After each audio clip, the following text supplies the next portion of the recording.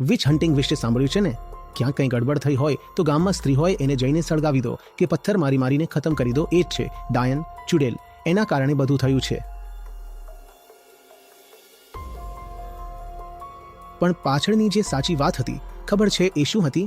વાત એવી હતી કે અર્થવ્યવસ્થા તો પડી ભંગેલી, તો જે એકલી મહિલાઓ હતી અર્થતંત્ર પર ભાર ગણાતી, એટલે પશ્ચિમમાં વિચ હન્ટિંગ અને ભારતમાં સતી પ્રથા શરૂ થઈ. હવે એ એકલી બેઠેલી હોય ઘરમાં, તેને ન શિક્ષણ મળ્યું, ન જ્ઞાન આપ્યું તો કંઈ કરી શકતી નહીં. તો કહેવામાં આવ્યું આને સતી કરી દો, પૈસા બચશે, નહીંતર આ બેઠી બેઠી ખાશે.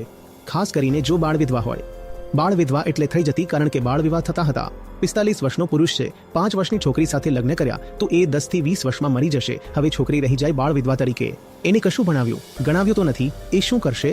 તો કહ્યું એને સળગાવી જ દો, નહીંતર આર્થિક ભાર બનશે. આ હતી સાચી વાત. પશ્ચિમમાં પણ આવું જ હતું. ગામમાં જે મહિલાઓ વૃદ્ધ થઈ જતી કે કંઈ કામની નથી, એને ચુડેલ જાહેર કરીને પથ્થરથી મારી નાખતા. નહીંતર એને ખવડાવવું પડે અને ખાવાનું તો હતું નહીં. દર વખતે અકાળ, દુષ્કાળ, ફેમિન્સ પડતા. આ બધા આપણા વિશ્વાસો છે. હવે તમે કહો, હું પૂછવા માંગુ છું, તમે આવા વિશ્વાસોને કેટલું માન આપવા માંગો છો?